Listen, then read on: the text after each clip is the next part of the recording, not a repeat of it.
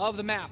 The red Terran player from Team Liquid taking those big tournament wins. Can he continue it here? It is Taeja.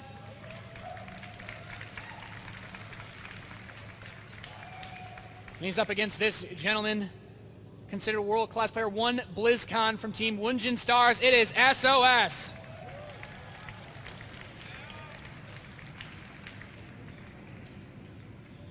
Who do you favor in this series? Who do you think? Who do you think will win? I honestly, you look at the way that Taeja can play out the long macro game, unless sOs can really make some sort of early pressure work out, Taeja's macro is damn near impeccable, and he's one of those players that if he can eke out something a little bit more greedy, he's more prone to do that than some of the other Terran players like Innovation. So I feel like it comes down to a big balance between what sOs chooses to do in the early game and how Taeja reacts. But I think the longer this game goes on, the harder it's going to get for sOs. I would have to agree with you. I really think that Taeja is going to win this series. I have a strong feeling that he will.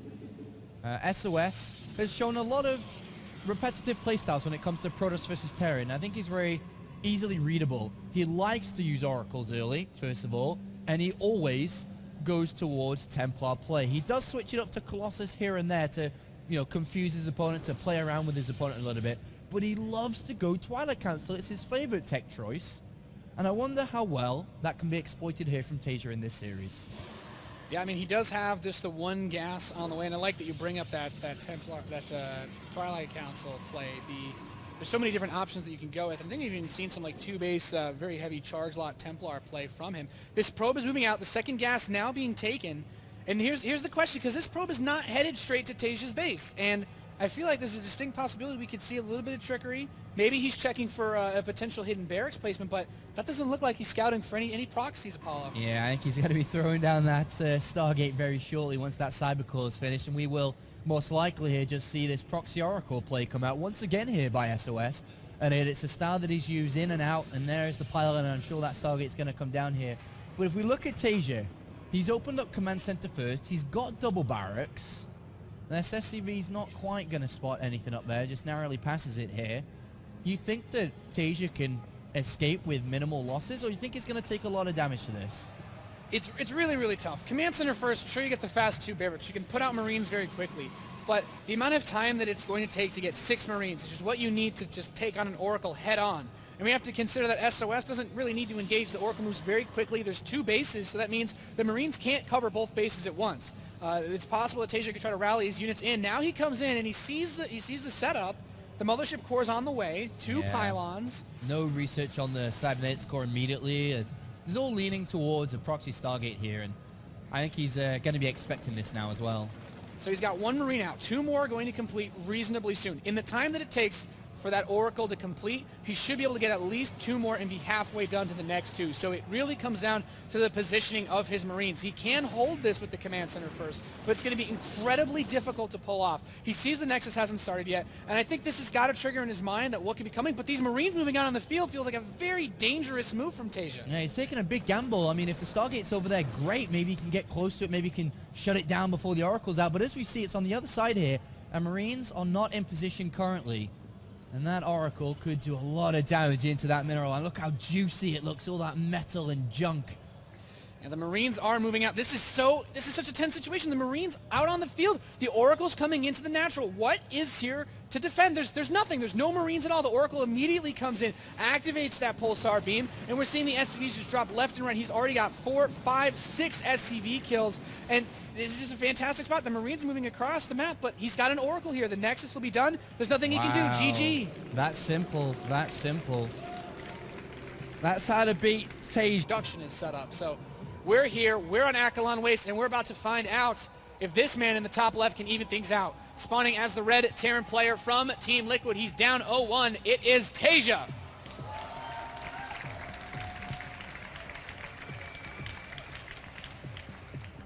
And his opponent getting a pretty quick win with that proxy Oracle. The blue Protoss player from Team Wunjin Stars. It is sOs.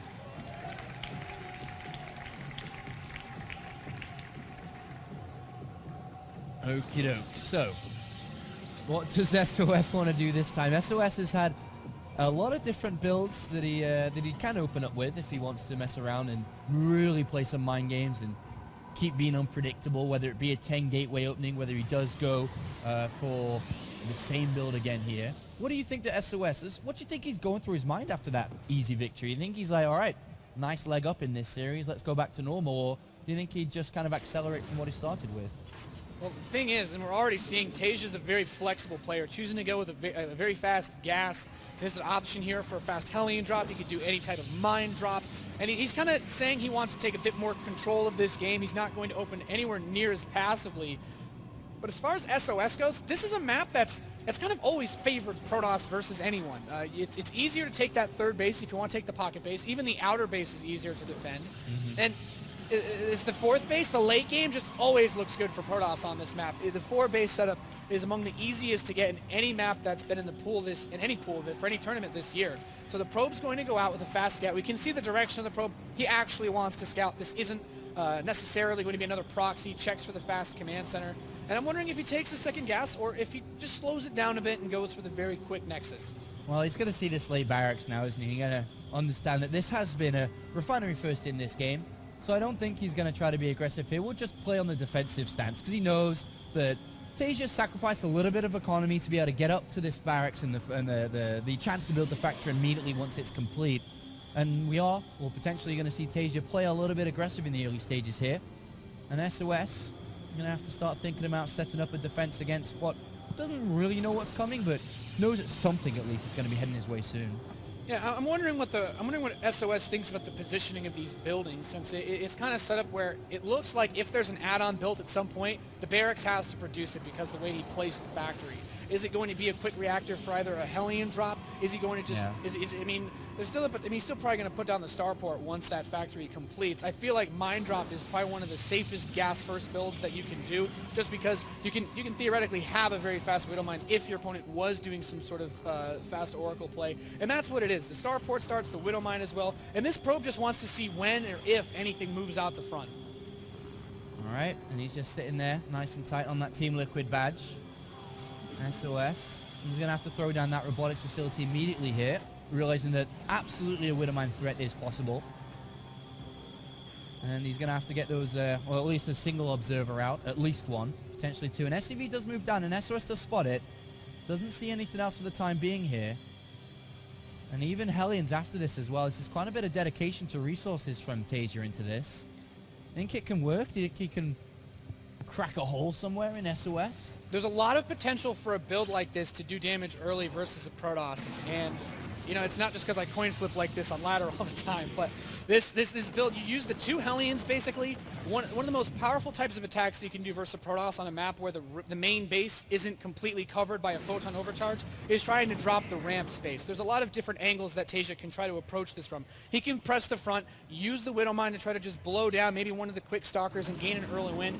He can push the ramp, maybe drop inside the main and run the Hellions in at the natural at the same time. It's a good way to stress the Mothership Core, because this early on you can't have enough energy to use both the photon overcharge on both Nexi. And like I said, the ramp, neither Nexus can actually reach that. So there's a lot of different ways he can approach this. And from the Medivacs angle, it looks like he's going to try to just bring that drop in and run the Hellions to the natural.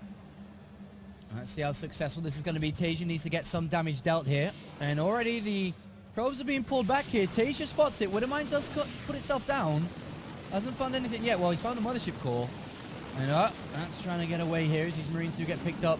So far, nothing's really been damaged yet. A couple of probes here on the natural are going to get picked off, but I guess that's so far a pretty good hold here from SOS. It's very important that he forces the photon overcharge on the natural expansion, because if he's able to get that position in the main base, which he's been forced out of it, but it means that if he can actually get on top of this, he still has that. I guess he's going to leave the Hellion away, but he still has that potential to kill off some of these units, since the photon overcharge isn't covering the bulk of SOS's economy. Behind this, Taeja's adding on barracks. He's building add-ons using that starport and that factory, so he can move pretty quickly into a stim setup. He even has the reactor on the barracks. So at this point, it's all about doing damage for him, but SOS is actually going to go double forge as a response to saying, I'm not taking really any damage from this at all. He's lost just a couple of probes here. The Medivac almost gets picked off there, and a nice pickup there by Taeja evacuates. But at the end of the day, only 3 probes were killed for a big investment.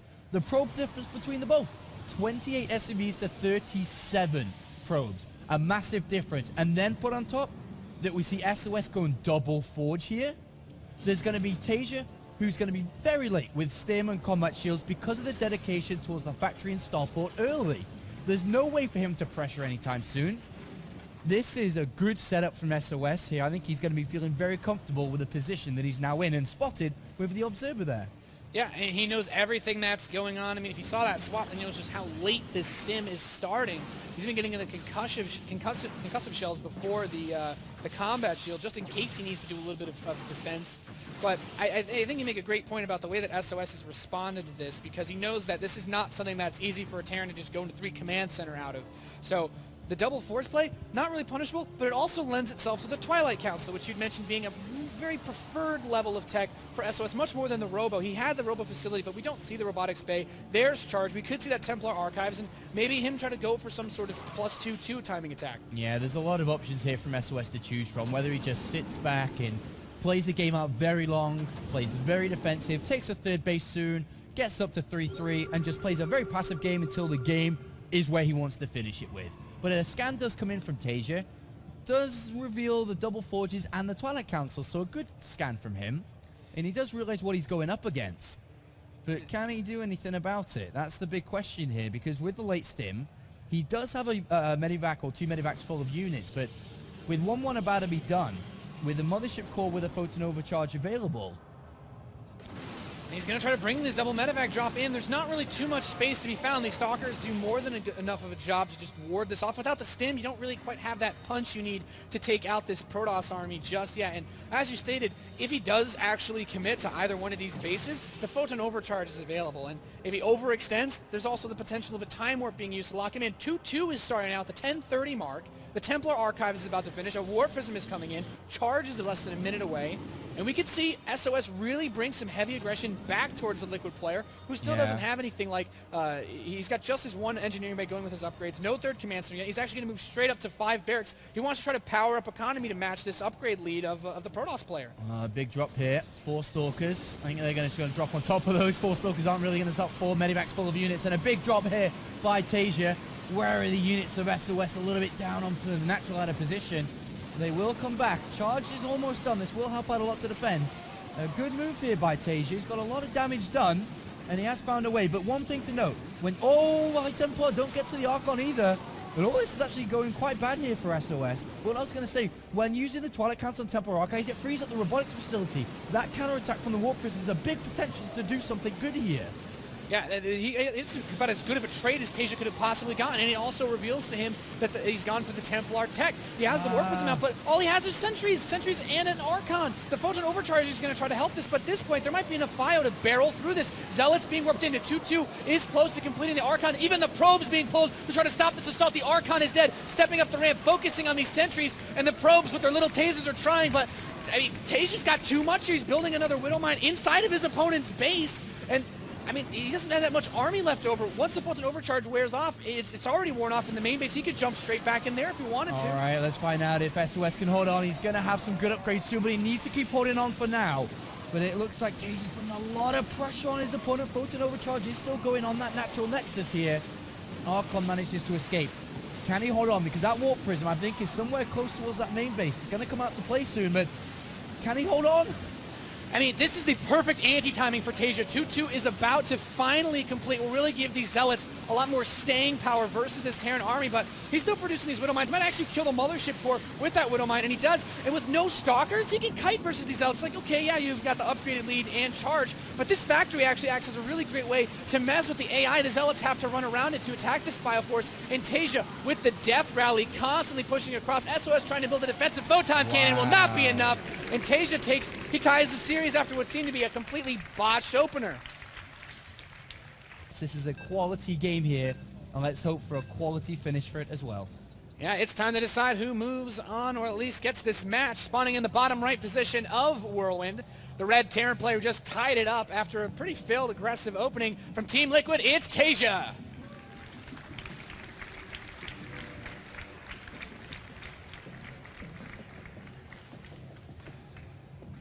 Pretty good show. A very fast probe scout being sent out by SOS, and this might not just, I don't, goodness knows what this is for, but from Wunjin Stars in the southwest, the blue Protoss, it is SOS. How do you feel about this early probe? He's going to proxy gate. This is probe. The first pylon of the game is on the other side of the map.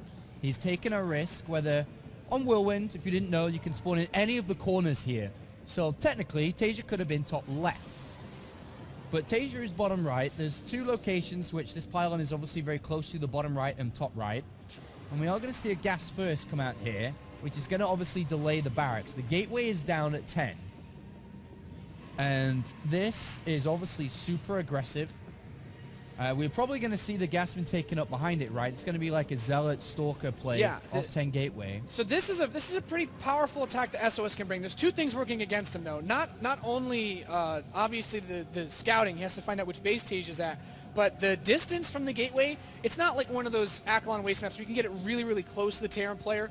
This build that Taeja does with this fast Widow Mine after the barracks, the timing of this Widow Mine, if he starts it as soon as that factory finishes, against the 10 gateway, that Widow Mine we planted at the ramp as the Zealot and Stalker are approaching, and that's on much smaller maps.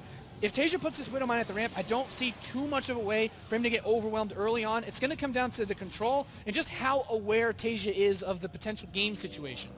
Well, the Zealot is being chrono boosted out here. The gas has been taken back at home for SOS. How is this going to shape up now? Taeja has absolutely no idea, but he is scouting in the correct pathway, which is good for him. If he'd gone top right, I think it would have been a lot worse, obviously. But the factory's on its way now, and SOS knows where his opponent is. The gateway's rallied down. The second Zealot is on its way. We have a single Marine about to pop out now. There is not a second one to help it. If Taeja messes this up with his Marine control, it's going to be very difficult to deal with. Honestly, Taeja's going to be thanking his lucky stars he didn't go for a command center first. He didn't scout properly down the bottom left. Taeja didn't see SOS. He went in but didn't see anything on the front door and turned around. He has no idea what SOS. He's got no idea what he's playing against. Oh, wow. This is very weird. I still think that the way that this opener is set up for Taeja, he can still defend this without scouting. He should be able to pick this probe off. I don't think he saw the factory.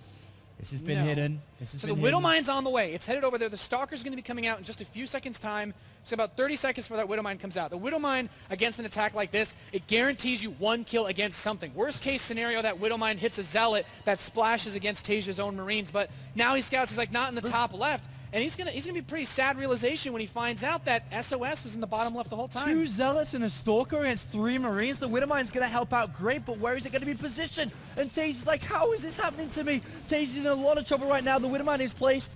Nothing so far. The SCVs are coming off the line. Is this gonna be the move? Is this gonna be the play that could give SOS a heads up? The Widow Mine runs down the natural ramp here. It's gonna leave the 2 Zealots and Stalkers to run around in the main base here. And I do like that he moved the Widow Mine down there to prevent any reinforcements from coming in, trying to lose as little as possible. SOS has killed off 3 SCVs. He's got the Hellion as well. So I think now that he's realized, he scouted the top right, I think he realized he didn't scout far enough towards SOS, grabs the Stalker with the Widow Mine. This is really nice because the drop play he follows up with, even if he rushes for the mothership core, now he has a robotics facility, there's nothing at home. He's got 1 gateway that's proxied. He's building another Stalker at that gateway, so at most he'll have 2 at home. The second one is actually rallied towards Taeja's base. He's going to drop a Widow Mine and 2 Hellions, leaving the Marines back to defend against any other possible attack. But I still feel like this could do catastrophic damage with good micro, but I'm assuming he's going to have to pull the probes to do something against this. Oh, yeah. I mean, he's got 1 Stalker at the moment, and this drop's ready to rock and roll. A Widow Mine and 2 Hellions. And Taeja just goes right past it here. How much damage are we going to have dealt counted over here?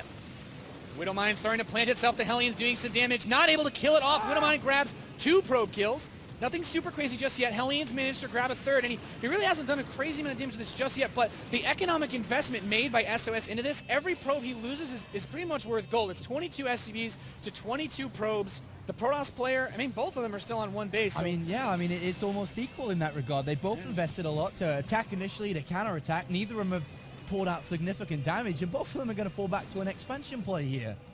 And both of them have very similar tech. You know, 1 gate or 2 gateways now with a robotics facility, the barracks, starport, and factory, and the game calms down. Very weird. Very weird opening. An intense way for Taeja to kind of figure out what was happening as he got such a late scout. But I have to say, I mean, just based off the way that he was going to play this earlier, I'm really happy he didn't open up at the command center first. Adding on the additional barracks now. He's used the tech lab, used the factory and the starport to build tech labs for his barracks so that he can get that stim and combat shield. And now just one forge on the way. I guess SOS is just going to play this out very standard. Yeah. I think he's kind of realized being too greedy versus Taeja. Taeja actually can kill you, even with a mothership core. Taeja's not afraid. But I guess one good thing here is that Observer's out a lot faster than it usually would be in most games here. And he's able to go in and see everything, but we do have the medevac with quite a few Marines here. Great force field there to push back the Marines from getting inside the main base here. They shouldn't be able to get too much or anything done to that Nexus. The mothership core and a couple of units are there, and they will get pushed back. But this game, as you mentioned, stabilizing. It's going to move on. It's going to play out normally. I suppose that if patterns repeat themselves, we'll see a Twilight Council play coming from SOS eventually. He spots the stim and combat shields, or at least in his mind combat shields or concussor shells, but it's the robotics bay here, not the Twilight Council coming down. What do you think about this for SOS? It's obviously not his favorite play style, but where do you think he's going to go with this? Is he just going to play a regular Colossus base play and just play out normal? Or? I think off a single forge, it makes sense. He's upgrading the armor, so he's not taking the most aggressive stance towards this game. It's not going to be anything like a very quick +1 Colossus attack or even +2 attack. He's taking the gas and the natural. I honestly feel like after that first game, he's respecting Taeja a little bit more. When you rush for Storm, your vulnerability is towards the drops if they can get inside. And as this is another map where the Photon Overcharge doesn't completely cover the main base, he really has to respect the potential for Taeja to bring those drops yet again. Yeah, it definitely looks like SOS is going to take a defensive standpoint for the majority of this game. Get up to that Colossus and hopefully defend against the inevitable push out when Stim is near completion. And now Taeja just trying to figure out a little bit as well with this medevac, see if he can get some information, any structures he may see, some units he may or may not see. Well, that's the next part, I think, of this game, is Taeja really identifying what he's playing up against. He will want to start Viking production pretty soon in this game. An early Twilight Council here. No thermal lance has been invested into either, by the way. And is he just going to quit after the single Colossus then without major investment? He could just add on a second forge, try to make that Templar switch. Taeja picks off the Observer in his natural. Pretty nice. And now he's going to load up 3 medevacs. Are we about to see this same circus that we had on Akalon Waste of just these Marauders and Marines? Just the endless drop play from Taeja to try to just gain a huge advantage. Warp Prism is on the way. So this is a similar look, at least in the overall direction. As you stated, there's still no Thermal Lance. I think you might see that Templar Archives. Yeah, there's the charge. He's switching up now. A hallucinated Oracle is going to come in here, and not fooling anybody today, but this drop is quite deadly. And let's see how much damage is going to be done. SOS does not see it. His units are kind of there. He's got his whole army postured to honestly catch this, and Taeja's like, no, I'm going to drop on it anyway. The paratroopers moving in, the Zealots doing a pretty decent job at cleaving at this, but picking up the Colossus and the War Prism to keep it alive. Smart play from SOS. The Micro's going to allow him to keep this tier 3 going. Hey, pretty nice play there from SOS. Fantastic pickup there. And he does deal with that, and that probably was like, Taeja, well, all right, let's get rid of that Colossus and then clean up everything else very shortly. That War Prism saved SOS a lot there. Excellent move, excellent play. Taeja threw away quite a bit of resources in that, and I feel like if this game was even, it's got to be SOS feeling really comfortable now. As Taeja can recognize that he has the War Prism, sure, but SOS moving out. Taeja's trying to see what's going on here at the potential third base. The Templar Archives, however, is coming in. The +2 armor as well, and charge. So SOS really hasn't deviated from his overall desire, at least that we saw in the last game with the Templar play. But he's taking a much safer route towards it, at least as safe as you can go after a failed 10-gate attack. And even Immortal thrown into the mix, realizing that there is a lot of Marauders out there and a lot of pressure inevitable eventually. And he has not got Storm yet. That's the most vital upgrade here for SOS. And Taeja is going to move forwards. There is a +1 armor attack here. There is that +1 attack though actually for Taeja, so it doesn't really matter. And High Templar really puffing out their feathers. They do not have Storm. That's going to go straight over to an Archon here. And Taeja once again knocking hard on the front door. Oh, he doesn't get the Archon. Almost does. 2 hit points in that Archon. Very close to picking that off. Would have been a really nice score, but Taeja just seems to be, it's kind of funny because he's hammering in this pressure. He's behind on the resources lost, but he's still maintaining a supply lead, really just endlessly churning out this bio. His 3rd command center is about to complete, still sitting on just his regular 5 barrack setup. So He's just continue to pressure the natural. He has to be careful. The Warp Prism is about to hit his main base. All right, we'll have to follow that very closely as the pressure continues here for Taeja on the front door. And here comes the Warp Prism. A couple of Zealots drop down and a big warp in. A nice counter move here by sOs. Gets into the mineral line and will start to bring down these SCVs. They're not moving, so a lot of them are dying there. But a couple of units do come back to defend. But on the other side, it looks like Taeja was up towards that Nexus, but does get pushed back once again by the Photon Overcharge. Yeah, Taeja tried to dive the Colossus, and still no luck. That Colossus is quite the survivor of this game. And the third Nexus is on the way for sOs. So Taeja's pressure not able to do too much. Those +2 Zealots, though, cleaved quite nicely into those work. He's got 11 SCV kills at this point in the game. Not terrible for sOs. And it's more so about keeping the Terran back. That Warp Prism is still around. There's still the threat that sOs could come in with a huge warp, and those +2 Zealots are so hard to kill, especially with workers. And Taeja, he's actually got he's got 2-2 just now starting, looking to take that third base, and sOs knows this. And finally, the proxy gateway finds itself dying. Yep, finally realized where that was placed down much earlier on in this game. But the army difference between these two players is pretty significant, I think. There's a large army here for Taeja, and he's got a big supply lead between the two. It's 84 army supply for Taeja, 43 for sOs. That's a big, it's double here. So these storms that he basically only has, he's only got that one unthermal Lance Colossus. Only 2 High Templar there, though. Down on the natural. I don't think that sOs can keep this third base alive. And this is He going may to not be be able to really keep tricky. the game alive It doesn't here. matter how much Taeja throws away. He's always got a huge army. Snipes the Templar, barely losing anything to that storm. And like you said, that Colossus without the range isn't going to be able to get a really nice engagement. The Photon Overcharge is activated. Is it enough? Taeja trying to just press through more Zealot Warpins. Those +2 charge buffs doing everything that they can to take this damage. The Archon gets picked off. There's still a ton of Marauders behind this. And it looks like sOs is shoving Taeja back temporarily, but he's just moving outside the range of the Photon Overcharge. Oh. There's the storms he was looking for.